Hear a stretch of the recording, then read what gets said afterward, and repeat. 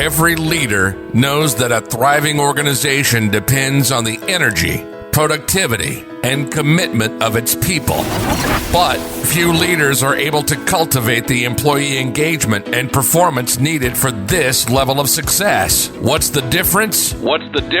Positive leadership practices. Welcome to the Positive Leadership Movement Podcast with your host, positive work culture expert, Alex Bratty. Ready to harness the power of positive leadership? Let's dive right in. Hello and welcome to episode 12 of the Positive Leadership Movement Podcast. I'm your host, Alex Bratty, and in this episode, we're going to discuss how you can set, achieve, and even exceed what I call our goals of pure excellence. But first, I want to thank you so much for being here. And if you enjoy the show, please subscribe, rate, and review it so that we can keep expanding this positive leadership movement. And remember, if you've got a burning question about positive leadership or you're grappling with an issue in your organization, just drop me a line at questions@positiveleadershipmovement.com and I'll address it on the show. All right, let's get into this episode's topic, goals of pure excellence, or GPE for short. Now, you might be wondering, what the heck are these? Okay, some people might call them BHAGs, big, hairy, audacious goals. You might have heard that term. And Kim Cameron, who's a leading researcher in the positive leadership world, and I talk about him a lot and reference his research a lot because it's so great, he refers to them as Everest goals. I prefer the term goals of pure excellence, though, and you'll see why as we discuss them further. But whatever resonates with you, a BHAG, an Everest goal, a goal of pure excellence, that's what we're going to get into today. And I know you might be thinking, yeah, goal setting, blah, blah, blah, been there, done that, excuse me. And I hear you. I totally hear you on this, because sometimes when I hear people talking about goal setting, my eyes just glaze over. I mean, you're a leader. I'm a leader. We are kind of programmed to set and achieve goals. That's what we do, right? So when we hear about setting goals and achieving them, sometimes it's like, I already know all that stuff. I don't need to learn anything more. So I totally hear you on that, but bear with me, because I assure you that the goals we're talking about today are probably quite different than any you might have set in the past, okay? So let's get to it. Now, first off, I admit, yes, on some level, these goals of pure excellence are similar to goals you might have achieved in the past, in the sense that they do use the SMART model. And I'm sure most of you are familiar with that, right? So SMART stands for the goal is specific, it's measurable, it's aligned to your purpose, it's realistic, and it's time-bound. Right? And I'm not going to spend a ton of time on that model, because I'm kind of assuming that most of you have heard of it. It's been around forever. Basically, what it is setting a very tangible goal that is achievable rather than some broad, intangible goal. All right? But here's where the difference lies between a regular, SMART goal, if you like, and a goal of pure excellence. Cameron tells us there are 5 additional elements that are needed for a goal to be one of pure excellence. And these are what those 5 elements are. So the first thing is that they are not seeking to fix a problem, right? Very often goals are about fixing a problem, not pure goals of pure excellence. They are seeking to positively exceed what has been done before. Okay, so we're not trying to fix something. We're not trying to make up a deficit. We're actually trying to grow abundance here. Okay, so that's the first part. The second piece is that they are good in and of themselves, meaning that just achieving the goal itself is worthwhile, never mind all the benefits that might come from it. Third, they are affirmative, meaning that they're centered around the idea of why not, rather than why. Why are you doing that? It's like, why not? Why not do it? Number 4, they are what are called contribution goals, meaning that they're benefiting others, not just self, right? In contrast to what are very often the type of goals that we set, which are achievement goals, which is we're trying to do something for ourselves, right? These are contribution goals. We're trying to do something that's going to benefit other people. And then the fifth element is that they cultivate and maintain positive energy. So what that means is that simply working on or towards this goal is actually energizing. Okay, so some of these might seem a little bit nebulous. So let's run through a specific example to show you the difference between a typical big, hairy, audacious goal, if you like, or a typical big goal and a goal of pure excellence. So in 2005, Prudential Financial Services set the very large goal of, quote, we want to earn $10 million in profits by 2010. Now, there's nothing wrong with that goal. It's certainly ambitious and it meets the SMART criteria, right? It's specific. We want to earn $10 million in profits. That's specific. It's measurable. Yes, $10 million in profits is measurable. It's aligned with their purpose in the sense that, guess what? They are an organization that is set up to generate profits. It is realistic, or it was to them, I guess. And it was time bound. They said they were going to do it by 2010, and this was in 2005. So essentially they were saying in 5 years, we're going to do this. Okay, so hey, on face value, it looks like a perfectly great and ambitious goal, and it meets all that SMART criteria. However, this is not a goal of pure excellence. Because, just to give you a couple of examples, first of all, it's not inherently good in and of itself, right? So making $100 million in and of itself is not necessarily a good, right?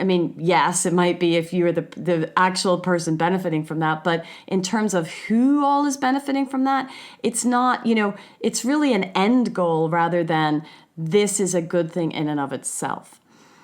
Next, it doesn't represent a contribution to others, right? It's just about the company. It's just about the organization. We're going to make this $10 million in profits. It's about an achievement goal. The company is going to achieve this. It's not a contribution to other people.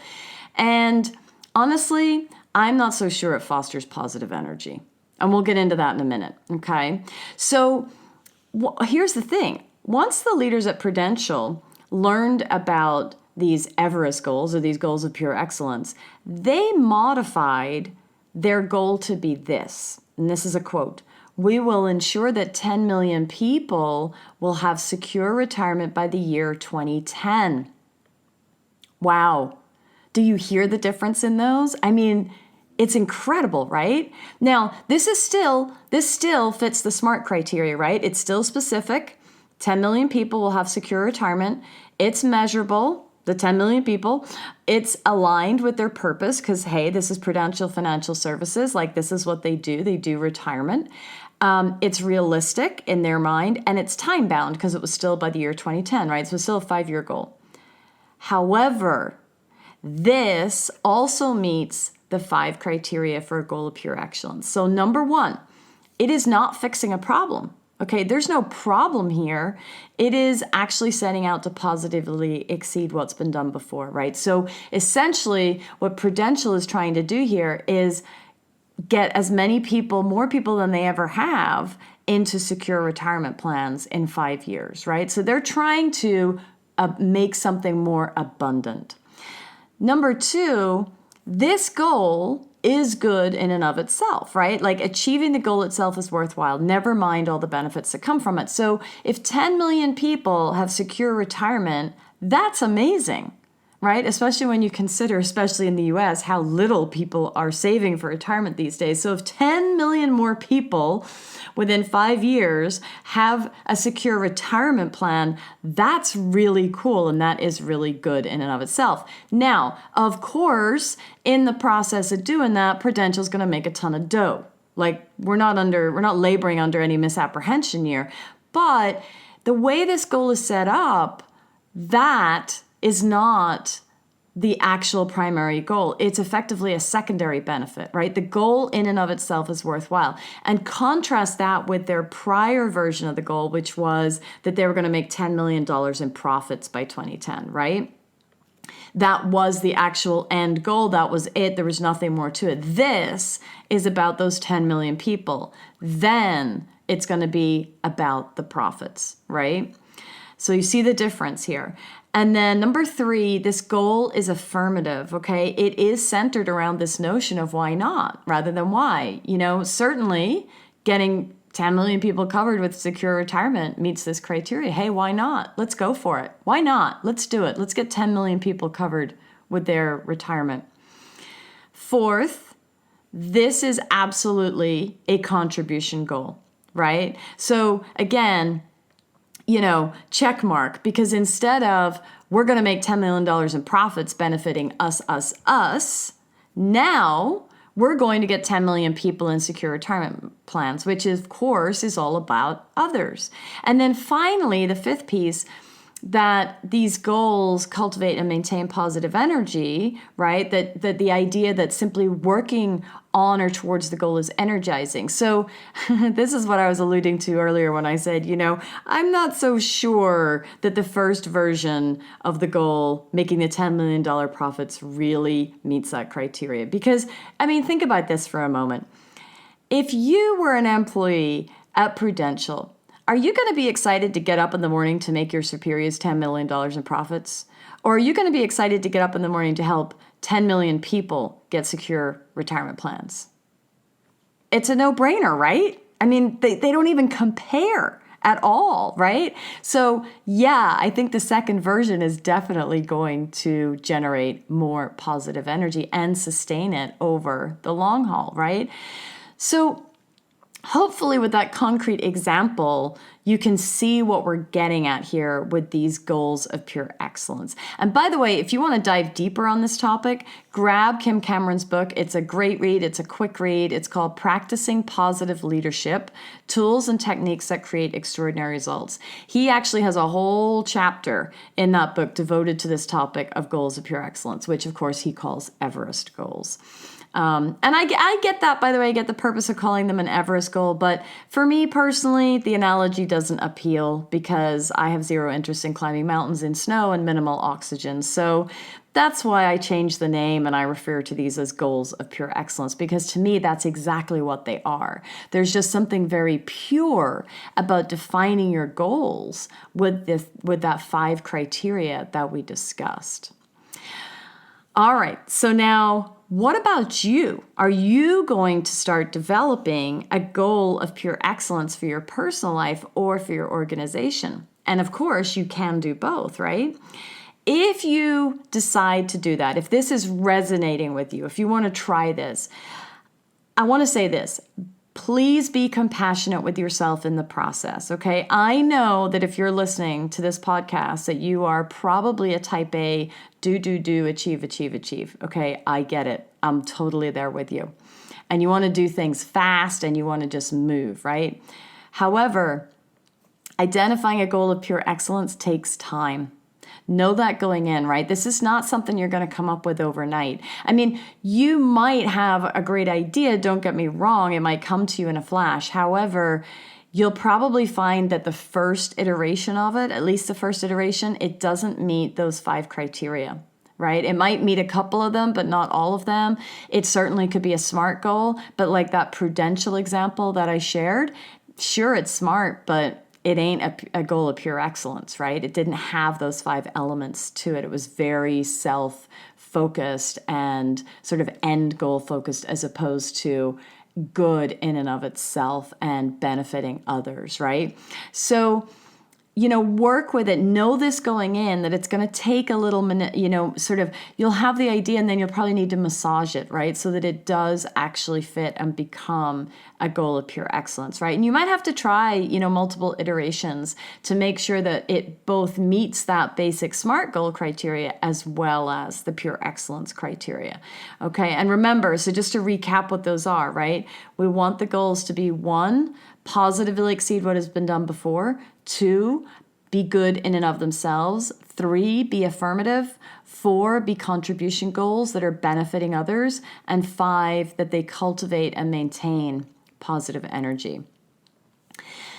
All right, now you might be thinking, all right, that's all well and good. Once I've set my goal of pure excellence, what next? How do you actually achieve it or even exceed it, right? Well, honestly, it's no different than other goals when you really think about it. So, I mean, what do you do with other goals? First, you got to break that goal down into multiple steps and action items, right? It's the good old adage of eating the elephant one bite at a time, right? It's, I'm going to write a book. That's the whole goal, but that's not how it gets done, right? I'm going to write a book gets broken down into a multitude of small steps. I'm going to do the research for the book. Well, hang on. I'm going to do one. Like even that gets broken down. Well, I have to research the characters. I have to research the topic. I have to research whatever it is, right? And then I'm going to write the first chapter. I'm going to write the second chapter. I'm going to write the third chapter. Like each of those are specific multiple steps and action items to get to the end goal. So just like any other goal, break it down, eat the elephant one bite at a time. Second, and this one's crucial, obviously, make it more difficult to fail than to succeed.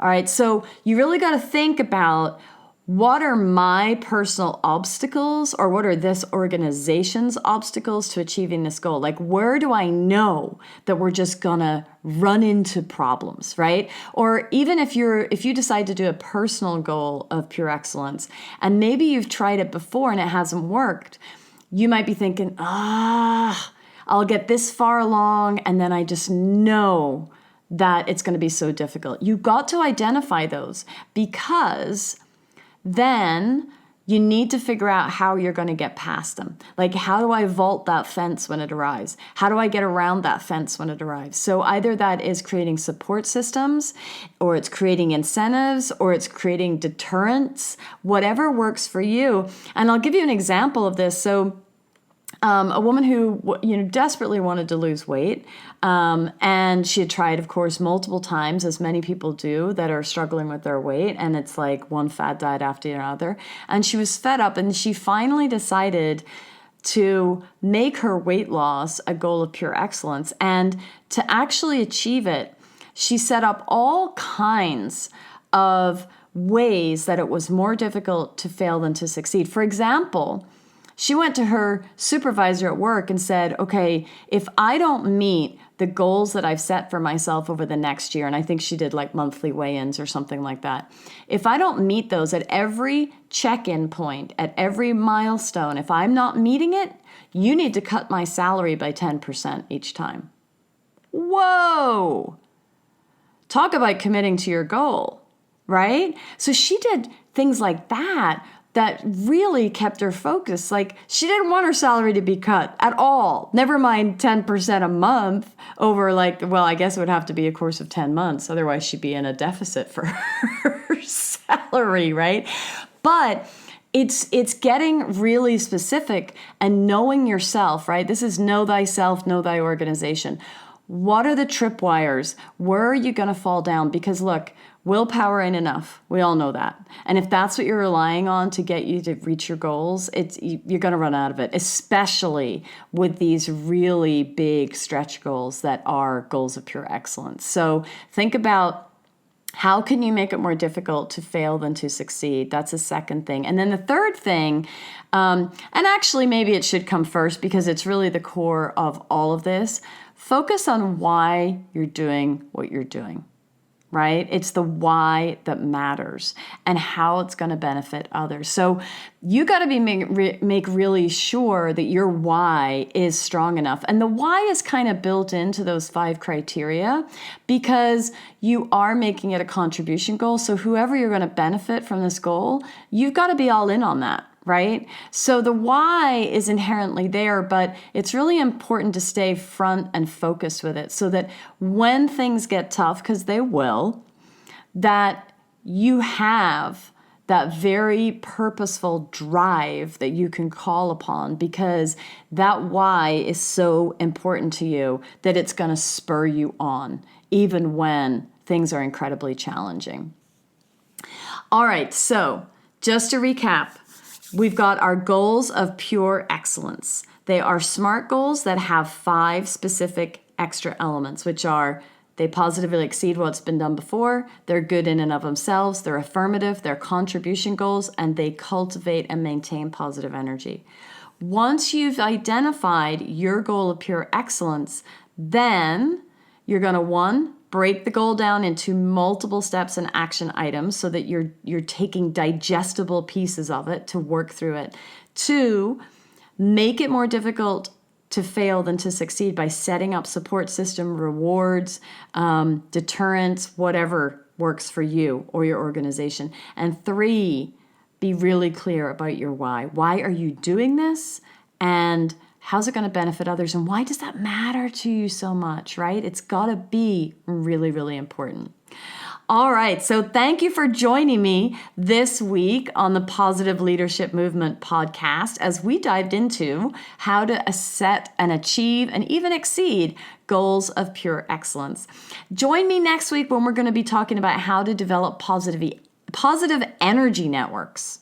Say what? Yes, that might sound a little weird, but remember, at the core of positive leadership is positive energy. And so next week, we're going to discuss exactly how you can increase and maintain the positive energy in your organization. So tune in next week for that. And remember, if you've got a question or comment about positive leadership, send me an email at questions@positiveleadershipmovement.com and I'll answer it in a future episode. For now, this is Alex Bratty signing off and thanking you for being part of the positive leadership movement and inspiring me to do what I do every single day. Make sure you subscribe to the show. If you like this episode, please rate and review. If you want to get more from Alex, check out Happiness at Work, where she provides leaders with a proven path to cultivate a positive work culture that increases performance, productivity, and profitability. Go to happinessatworknow.com. Join us next week and harness the power of positive leadership for your organization.